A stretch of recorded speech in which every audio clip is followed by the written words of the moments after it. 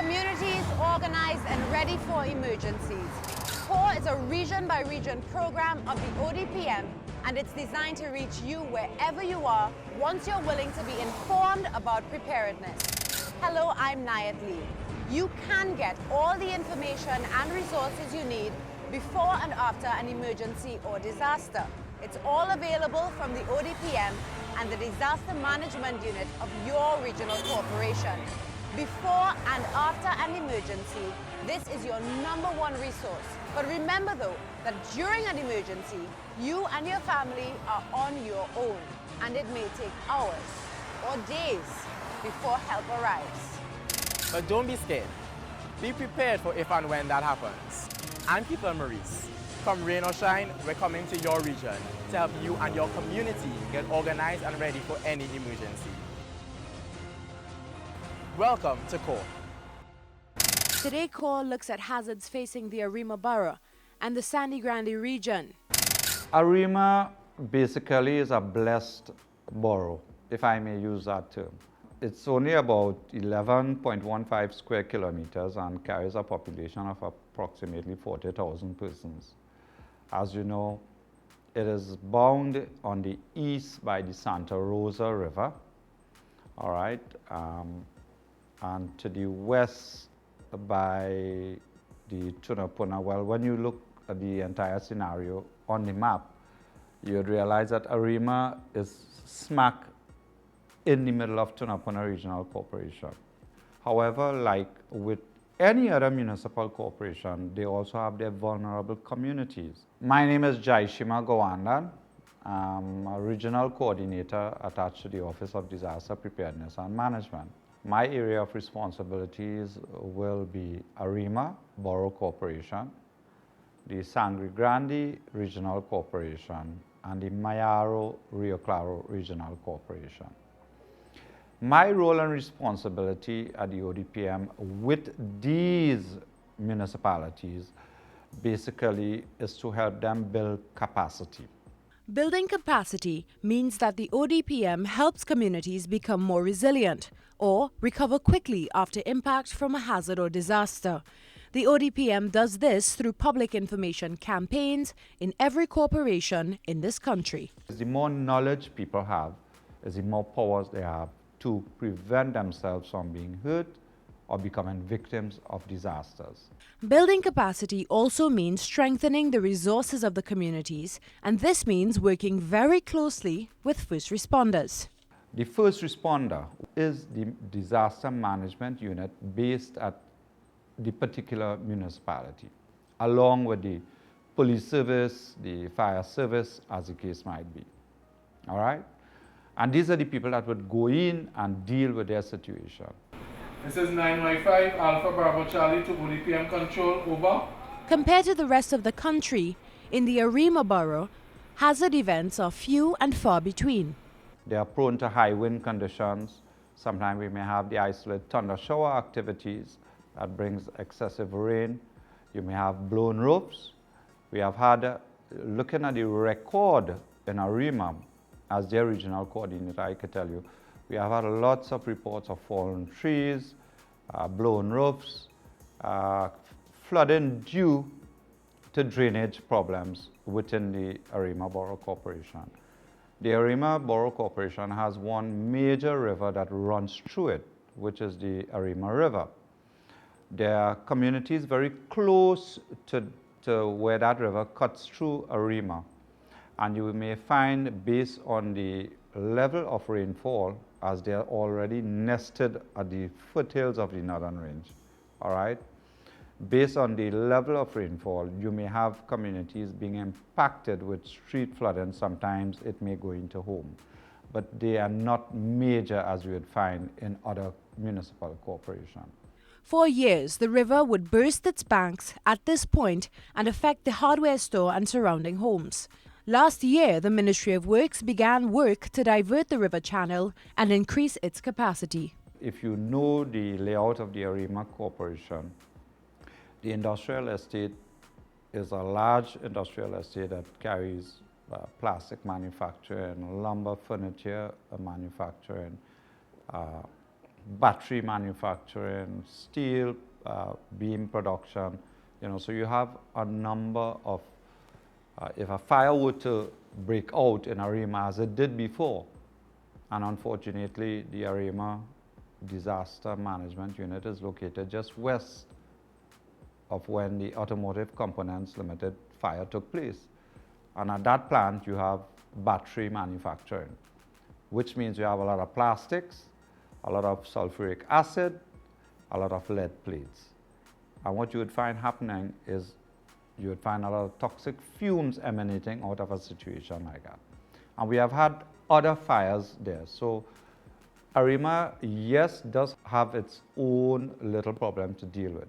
Arima is one of the corporations with which the ODPM is working to update its database of persons with disability, or PWDs. We have been working with the CODA, which is the Consortium of People with Disabilities, all right, to see how best we could help them and their people to build their capacity to treat with situations with these special needs persons in times of disasters.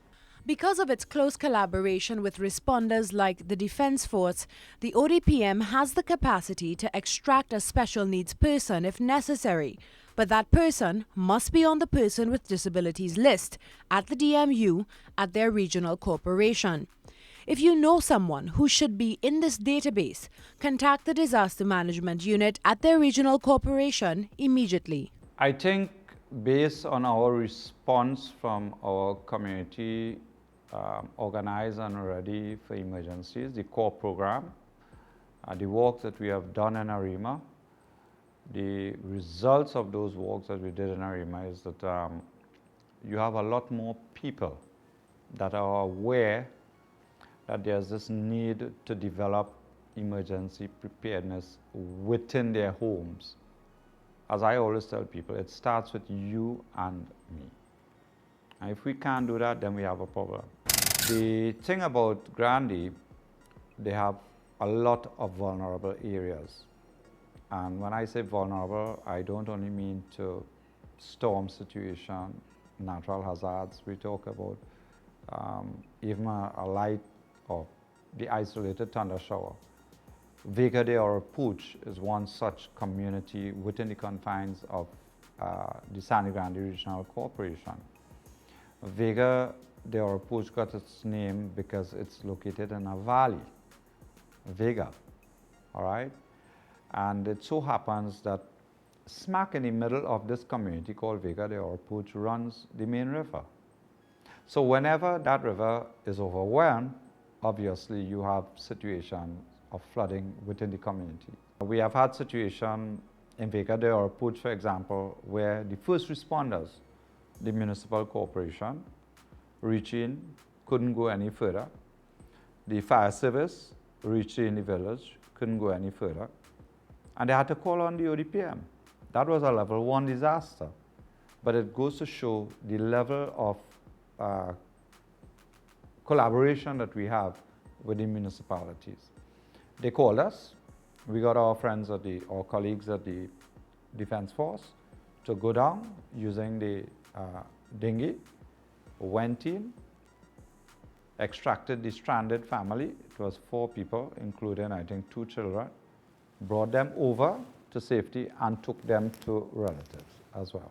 Several years ago, the country was literally split in two when the Balandra Bridge collapsed, leaving residents of the ward of Toko stranded. The ODPM has since been working to get relief supplies closer to villages there, as well as equipment necessary for recovery efforts.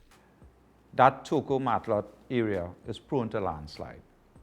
And you might have heard it recently on radio where it was disclosed that communities were cut off, they couldn't pass through the road, it was impassable, stuff like that.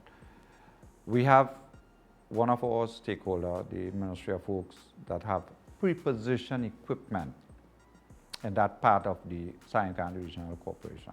So if something happens, it is easier to get them there from within the community to respond to help clear up the road and make it passable again. Quite recently, might have been November around there, end of November, the Manzan stretch was flooded out. Remember that? It meant that people in Mayaro that transversed that road were cut off from Grande, and likewise Grande from Mayaro.